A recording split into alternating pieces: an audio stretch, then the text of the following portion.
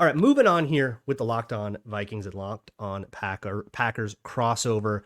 Peter, I think a huge key to all of these games has to be, I mean, it's the most cliche one ever, but I have to bring up turnovers because the Vikings were so turnover prone early in the year. Yeah. But we have gone, I think, 6 games, and Sam Darnold's touchdown to interception ratio is 15-1. And the one was a 4th down where it was like smarter to throw it up than it was to like get an incompletion. It ended up costing yards for the Bears. It was on Monday night. He has protected the ball incredibly, but I think if we want to talk about like what those opportunities are on defense for the Packers, it's generating those turnovers.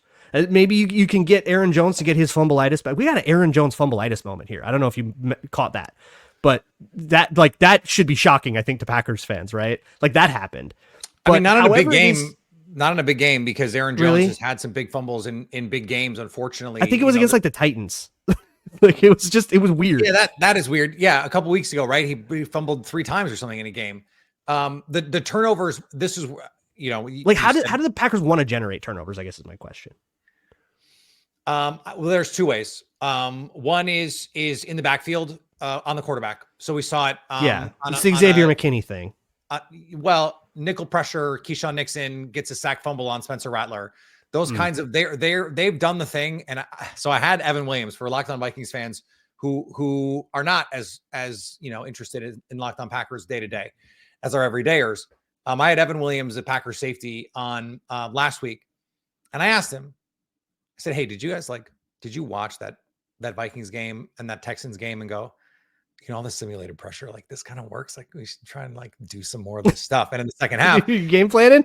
and look, I was like half joking about it, but he kind of refused to tell me. And so I was like, okay, maybe that's there's a little realness in there. You're talking about faking pressure, like showing a bunch of people on the lines and then backing off with a 4-man rush, which is a Brian Flores specialty. And that happens all the time. Sack fumble on Sam Darnold in that first game off a simulated pressure where they only bring 4 technically, but Keyshawn Nixon is unblocked off the edge and it turns into a sack fumble. Same thing happened against Spencer Rattler where you get the sack fumble with guys off the edge. They've been doing it. The running backs have screwed those up a lot for the Vikings, and that's who you got to be attacked. You got to like make the running back think, and they've made some mistakes all over the depth chart, not just Jones, but CJ Ham. You and I were joking about it the other day on Twitter where you showed a picture of that was not even simulated pressure. That was all out pressure. They showed it and brought it, and the running back looks right at the linebacker coming up the middle and goes, "Now I'll go to the outside." Goes and gets the guy on the edge. And so that's the third time that's happened this year. So I don't know what that is, either an exploit in like the way they do it, or the running back's brains just keep falling out, or both. But and then on the other side, so not to bring up Evan Williams again, but what he said was he wants the Packers to be the Jeff Hafley wants the Packers to be the best disguised team in the NFL.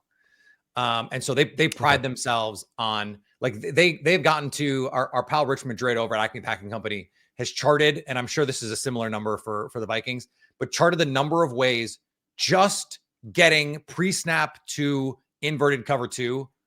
And it's like 9 different ways pre-snap they've showed something and then gotten to inverted cover 2. So like those kinds of things where it's basically Tampa 2, but your corners and safeties flip responsibilities. That's something that Brian Flores likes to do too.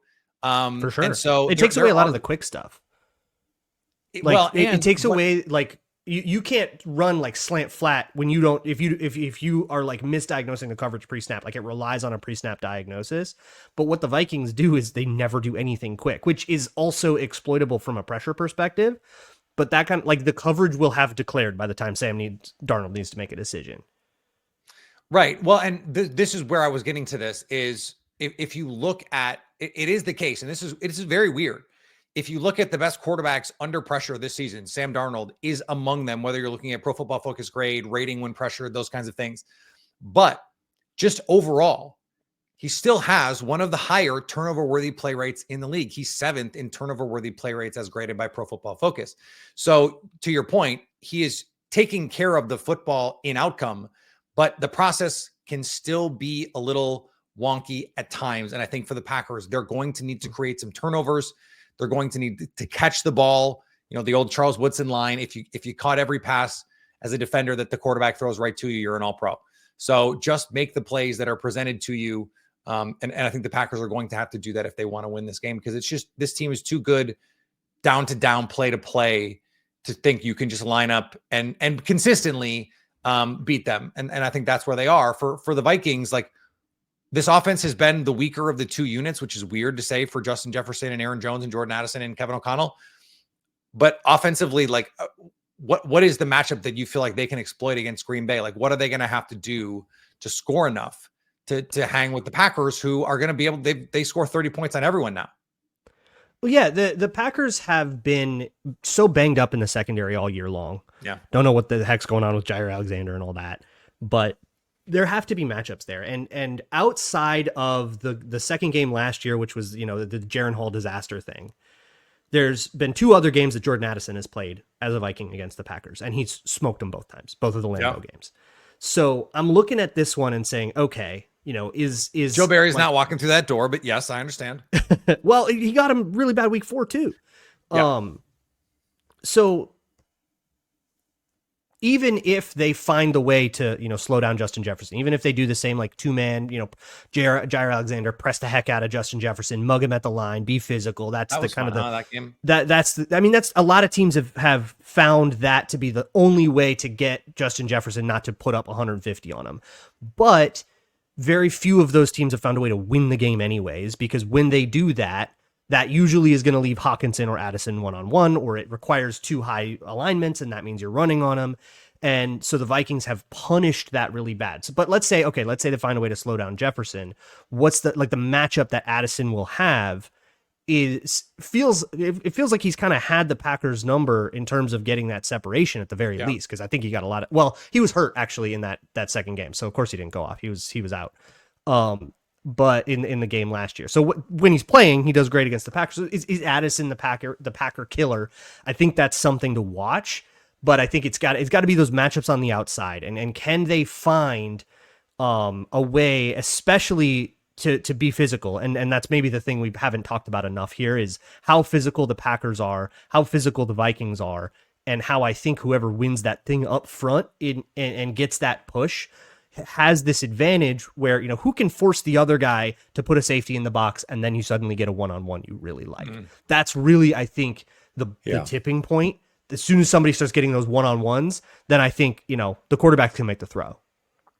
I don't want to be a prisoner of the moment, because we as you mentioned, I just watched the Packers beat up a Saints team that, they did not have to beat up the way that they did. Like the physical JV Saints. Well, they play pissed off in December, and that's a LaFleur thing, right? Like and to do it, I started calling it with the Toyotathon Jordan Love thing. I started calling it the December to remember Matt LaFleur, because he's got the best December record ever.